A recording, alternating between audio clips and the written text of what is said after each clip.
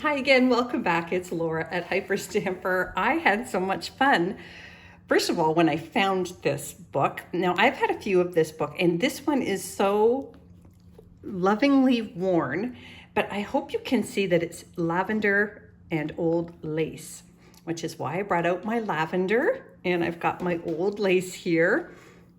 I've got this piece here, which was I believe an Edwardian era hand-laced collar, and it would have gone around like this, but I don't want to take this apart because it's so perfect, but I did get a piece from that same lot that I found. It's exact same lace made by the same lace maker, and so I got to add it to this journal. So I've got my old lace, and I might even try to put a sprig or two of lavender inside the journal, but as you can see, it's very dry.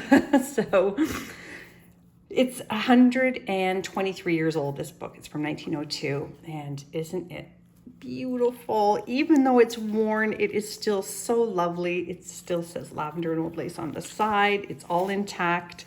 I've added some Chantilly lace to the top and bottom that are vintage, and this pretty brooch, which is also vintage. And I did try to look it up. I couldn't find an exact match. There are similar ones. This was a very popular design, the bow with the pearls in it. Some of the stones have fallen out. You'll see here and here. But other than that, I think it's wonderful. And I've got these decorative, it's vintage necklace, but they are faux pearls. What do you call them? I forget. They're a different kind of pearl. Freshwater pearls, sorry, I think, or something like that. Anyways, I'm going to take you on a little journey before I put it in my Etsy shop, and just remind anybody who's new to following me that every single piece in here, every insert and treasure is authentic. I don't use any commercial products. So it's like going through a little antique shop when you open one of my journals. So let's take a little look here. I'll try to go quickly, because I know that people don't want to spend a lot of time, but there is history behind every page. That's why I take a little journey here. This is from 1940, this wonderful crochet. Look at these hilarious, look at how pretty pin cushions. Look at oh my gosh. And I love that it's hanging on a little string. I've got vintage botanical pages here, and this is so precious. It's the only one I have that is vellum. So this is from the 1930s, but look at this. Look at that vellum. It is spectacular. And I don't know if it originally looked like this, all bubbled, or if it got wet over the years, but man, it is spectacular. And this is a birthday card for a father. It's got the flowers and pansies here, and then on the inside, it's got dad with a pipe, and then this lovely greeting. So I think it is absolutely spectacular, and I hope the new owner of this journal does too. There's God Save the King in here, which would have been either King Edward or King George VI. And then we have this vintage hand-embroidered hanky, and I think it's exquisite too. Look how sweet it is. So, gosh, looks like it's never been used, but it is very precious, and it lives in that little pocket there now. There we go. So a lot going on this page. Got some vintage pattern paper. Early 1900s, pre-1905 plate here, and that's from 1927. I just love these shoe advertisements in this catalog. $3 for a luscious pair of shoes with a gorgeous buckle. Oh my gosh. And then this is a plate from, I want to say this one is 1923. So 100 years old plus, and these two wonderful little girls feeding their bunny, or the bunnies in the cage back there. Another one of these wonderful sets of poems from the early 1900s. Beautiful paper. It's such a good quality paper. It didn't even fade over the years. A little bit of foxing at the top, but I like that. This is a 1909 postcard, I believe. And that is, it's got a sheen to it. It's got that silver sheen, which is a special process that they used. And the Germans were actually famous for that process. And that's just a lovely stream with the light shining through the trees. It's really quite spectacular. This is a little Beatrix Potter early 1900s edition here. It's, again, the person who owned these over the years desperately tried to keep them together. So I'm going to honor that and keep that together with the original tape on there. This is just a fun piece here. Look at this.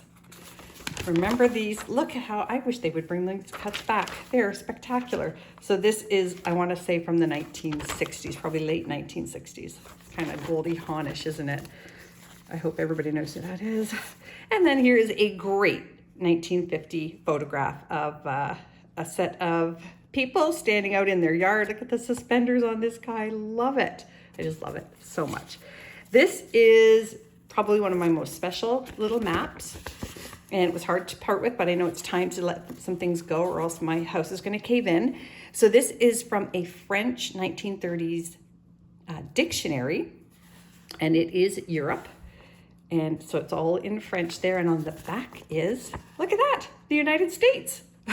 So you get, I just love it. There's me, a lot of my American friends, Mexico, place I love to go, and then of course some of my relatives in Europe. So it's, I just love it, and I hope the person who owns this journal loves it as much.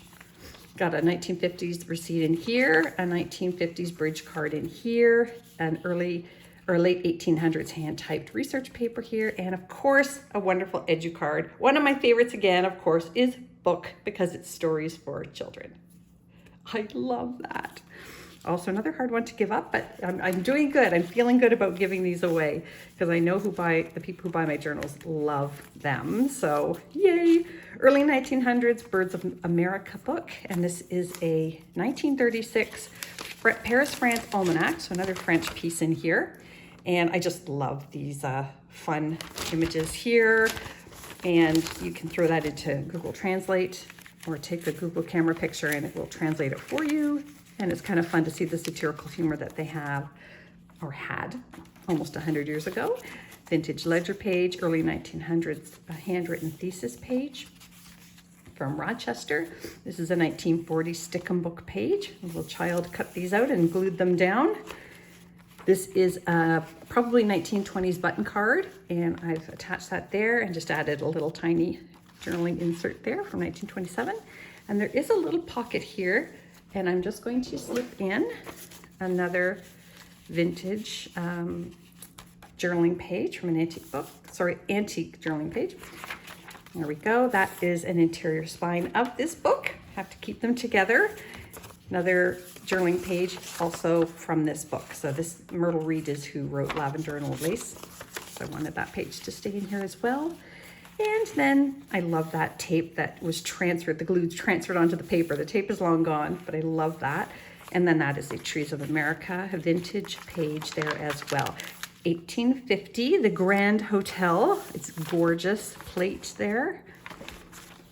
And just some really fun clusters here. And some vintage Monopoly money journal on the back of it. And one of these, I just love these. I love these sweet little vintage kitten cards. They're so precious. I think they're from the 40s.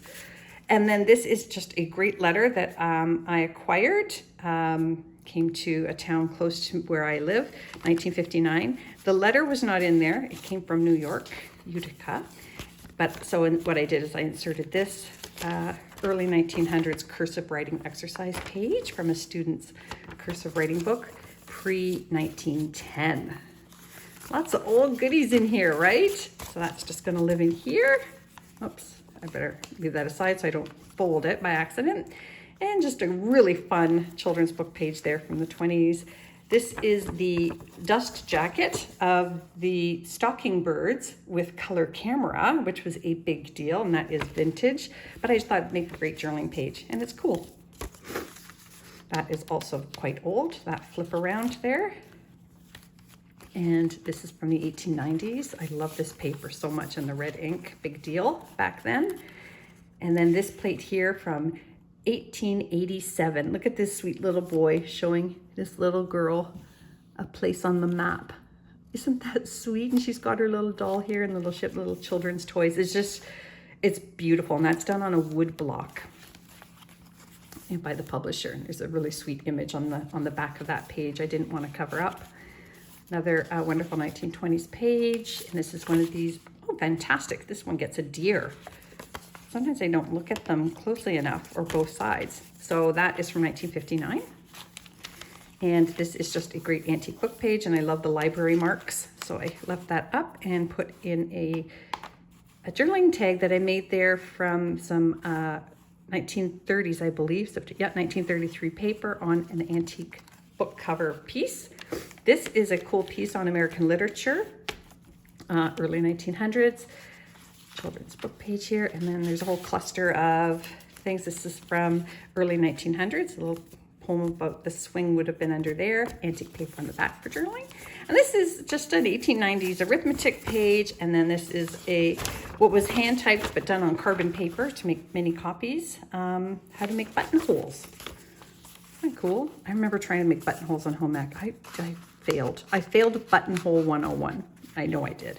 And this is that book I've been using all week from 1925, and it is Table Ways of Today. I kept forgetting the title.